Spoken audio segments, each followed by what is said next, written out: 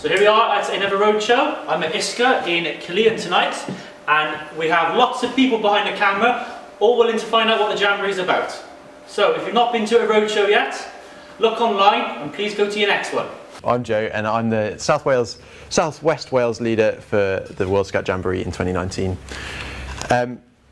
Hopefully today I can go through what a Jamboree is and hopefully give you a better picture of what it is if you've never heard of one before. If not, I hope that I can answer some questions to try and build that up, okay?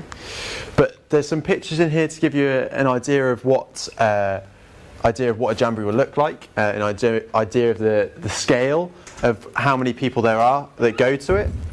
There's also like a lot of information in there as well. So if at any point you don't understand any of the terminology I use, feel free to ask me as we go through, because you won't be the only person who doesn't know what that means. If you have a question about the Jamboree itself and everything like that, I'd ask if you leave it to the end, because then hopefully I should be able to answer it on the way through, but if not, I can come back and fill in a bit more of information, okay? So, welcome to the Jamboree journey. Whether you're an adult here coming to listen, hearing about what it is, you're on my journey too, or whether you decide not to apply or you're too old, too young to apply, you're still on my journey, okay? So welcome to the Jamboree journey. If you decide to come along and see what it's like, well, it's the start of your journey as well. So it's quite an exciting time. So what is the Jamboree? I'll cover that in here as well in a second, but it's made up of a couple of different parts. So we call it the Jamboree as a whole, but actually there's the Jamboree itself, which is a 12-day camping section, home hospitality, and a sightseeing part, as well as all the preparations events that lead up to the World Scout Jamboree in 2019, okay? So it really starts now. This picture here gives you kind of a sheer size and scale of the number of scouts that go. Here's a picture from the last time in Japan, and this is the opening ceremony, so where everyone's filtering in. It's probably around 30,000 scouts here, but that would have been full with 40,000 young people by the end of that. So it's a kind of a sheer size and scale. It's similar to some of the scenes you would have seen at like big music festivals, but it's got a completely different vibe to it being a scout event. So who's hosting the World Scout Jamboree in 2019? So it's the first time it's ever going to be hosted by 3 countries. So you're going to be hosted by Mexico, Canada, and the United States of America. The date of it is going to be roughly around, these dates aren't completely fixed because there's some bits that go either side, but it will be on the 22nd of July and the 2nd of August 2019. Okay? So it's roughly around there. There might be the home hospitality bits might be afterwards, or the sightseeing bit might be before, but we don't know that yet. That's all yet to be confirmed. So who can go? Any scout or guide born between the 22nd of July 2001 and the 21st of July 2005. Okay, and you can go as a participant if you fall between those dates. All right. If you're born before 2001, then you can go as a member of the international service team. So that's the people who really make the Jamboree happen by running all the events, keeping all the site services and everything going. So there's still an opportunity for you there. But what does that look like in Wales? So in Wales we have 4 units made up of 36 young people and 4 leaders. So I'm one of the leaders for around here, but then I've got a team of 3 others who will also be there as well. How that's made up across the country, me and Leah were just discussing this on the way here. It's really hard for me to say where those lines for each of those units will be drawn, because we're going to choose the best 100 and I think it's 135 young people from across Wales, no matter where they come from. So it won't be limited by border. It'll just be the best people. I say best, again, that's a really hard term. The people who fit our criteria the most to be able to go. Okay, because we're not looking for a finished article. We're looking for people who are happy to develop and become the best people they can be through this experience. So the Jamboree itself, it's the largest scout camping event in the world. It's made up of 50,000 scouts from 200 countries, from all over the world, really bringing a slice of the world out there that's in a massive area into 14 acres of camping land. So it's a real opportunity to meet the world, unlock a new idea of what you think the world is compared to what we get dictated with over the news or anything. So we get to meet everyone and see for ourselves. It's a 12-day camping experience on the campsite. And it kind of get loads of different things like this. So there's loads of different program ideas, but part of that, you get some big ceremonies, so you get to feel like you're in the opening of the Olympic Games. To give a little bit of a sheer size and scale of a Jamboree, this is an image from when it was in Japan, and you can see the kind of camping village that pops up for those 12 days, and it's just the sheer numbers of scouts that will be there. You can literally walk, in the space of walking from here to here, you probably passed every country you could imagine and get to say hello and meet someone from everywhere. It's a real eye-opening experience. Jamboree also has a little element of reflection on it. So we're looking at creating a better world. That does mean that we have to reflect on things that have happened in the past. So in Japan, it coincided with the memorial of the Hiroshima disaster, where everyone got to go to the site of the nuclear blast and see what had happened there and really get a chance to reflect on how we can't let anything like that happen again. And this image kind of shows the solidarity between all the scouts who are stood there just having a moment to reflect on everything that's happened and how we can make it better in the future. So what's the programme? Well, being scouts, we always follow a very similar kind of programme. It's got global development elements in it, sustainability, socialising elements and adventurous activities. And I'll show you a video in a second of those adventurous activities so you get an idea to see what they've really built at this campsite in America. It's absolutely incredible. But those global development and sustainability kind of ideas, if anyone's been to All Wales Scout Camp, which I'm sure lots of you have, it's like the activities you'd imagine there, but someone's turned the juices up to 10 and they've come up with bigger and better ideas, so you get a whole new way of finding out about what it's going to be like. Alright, so I'll show you this quick video. This is made by the campsite itself to show what they've got on offer.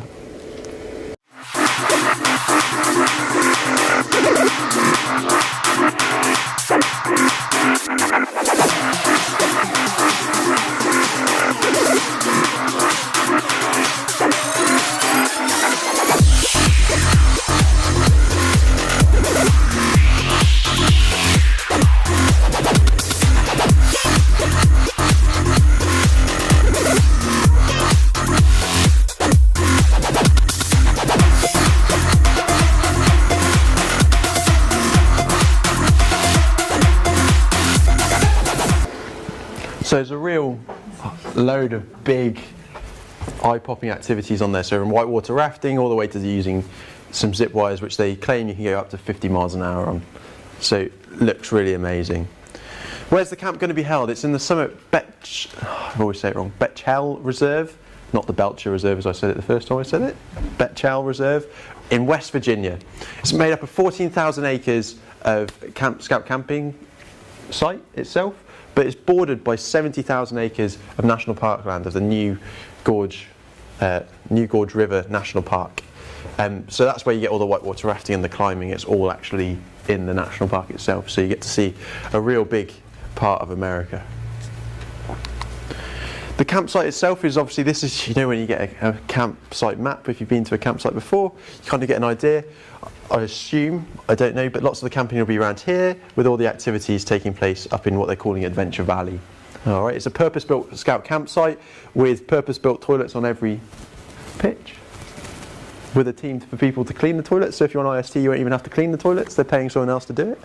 But there'll be some really nice facilities there which you don't normally get at a Jamboree, so it's quite exciting that that's the case. But to give it an idea of the scale, they were saying that for the North American Jamboree, so the National Jamboree in America, they were actually using buses to get people around the site. It's so big. So it's just a vast area for scouting to take place. And these are pictures from the National Jamboree, so it kind of gives you an idea of the layout. So the sightseeing element.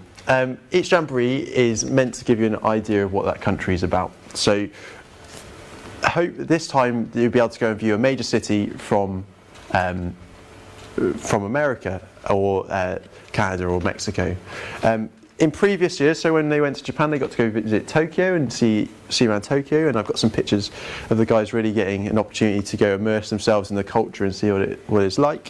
When I went to Sweden as a participant in 2011, we went to Denmark and we got to go to some of the theme parks there and get to see all the cool things that went on there as well. David found an elephant. David's one of the leaders going with South East Wales, and he's got his friend who's the elephant, and that picture just keeps on popping up every time I see him. He shows me this picture about this elephant. It's got a really good story about how he got to meet it. But obviously, yeah, then there's a look back at, we get to see some of the big cultural items. So obviously Hiroshima having such a big effect on Japan, they took the scouts there so they could get to see that as well. Bring me on to the home hospitality. So we get the opportunity to go stay with fellow scouts in their homes, similar to a foreign exchange that I'm sure you've all heard of before. So we get the opportunity to go live with Scouts. All right. And yeah, it's like a foreign exchange. It's a great experience to be able to show people where you come from. So this is Martin, one of the leaders from South Wales. Last time when he went to Japan, trying to explain where Wales is on the map. I think it took him quite a while to get there, but they found it in the end. But it's also real in-depth into the culture. So Joe, who went last time, got to dress up in the full kimono and some of the other dresses that were there and really experience it. When I went to Holland, that is me, I'm 15, 16, I got to go the full Dutch way and ride a bike. Apparently with 2 people that's how it's done in Holland, but I've only ever ridden one single person afterwards. So now the hard bit, how much will it cost? This is the bit where I took a sharp intake of breath, and I was speaking with Leo, because Leo was at the selection when I got selected, and we were told £4,000 at a time, so I've saved £500 from when this started already, so it's been great. But it's £3,500 per person. There's a full breakdown of where that cost goes on the UK contingent web page. They are the people who are coming up with it, they hold the budget strings, so there's a really detailed explanation there, and much better than I could ever say here, but I'll break it down in a minute. But if you're selected to go to Jamboree in November, you'll be expected to pay a £400 deposit, and then there'll be a payment plan in place from Scouts Cymru after that. I've worked out personally that from September, if I started saving from then, I need to save £150 a month up until the Jamboree to be able to go, which when I started off it felt like an unimaginable figure that I would never get to. With doing some fundraising that I've already started already, I'm over halfway there. So it is really manageable to go through that. And then, so there'll be a payment plan laid out by Scouts Cymru. I don't know what that is again, unfortunately, that's dictated by them, but there will hopefully be lots of support from local areas and scout groups to help you get to this cost, and there'll be lots of fundraising that we do as a unit as well. The preparation costs, so the prep event costs aren't included in this. Again, this isn't ideal as for me to come and say to you as leader, because I can't tell you how much each of those is going to cost. However, my plan as a unit leader is to run as many of those events for free or for not very much as possible. So those events will consist of us doing fundraising or doing some site services at a scout hall, so we get the opportunity to stay there for the night. All right, so to really keep that cost at a bottom. But that is the top scale figure that's being looked for. So what does that money include? That gets you the flights to the Jamboree itself, the city visit, the home hospitality, the kit, and then there's a solidarity payment in there as well. So apart from any spending money, everything's all included. All right, food and everything. The solidarity payment is a payment that we make as scouts going to Jamboree to go towards people from other countries who can't necessarily afford it, who wouldn't ever dream about leaving their village, let alone go to the World Scout Jamboree. It's that money that we pay towards them to be able to come to make that experience as what it is. Without that, we would never have the Jamboree the way it is anyway. So that's a really important bit, and it really makes it very easy to sell at fundraising.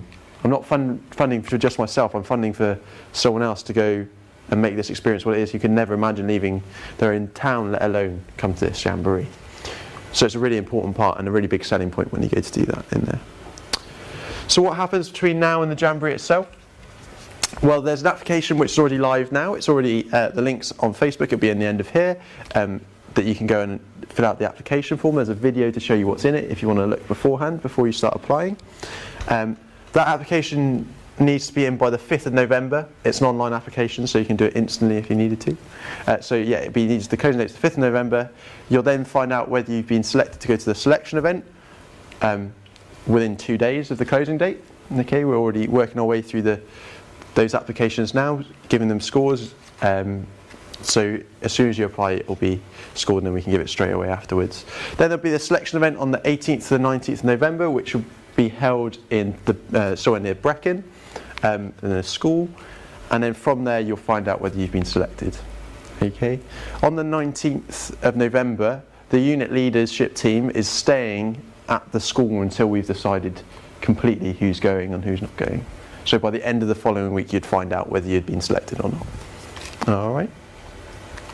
And then after that, there'll be loads of fundraising to do as a unit, or to do by yourself in your area with other people who are going, or with just the support of your local scout group to try and help ease the cost, as well as a load of preparation events to make sure that we go as a team.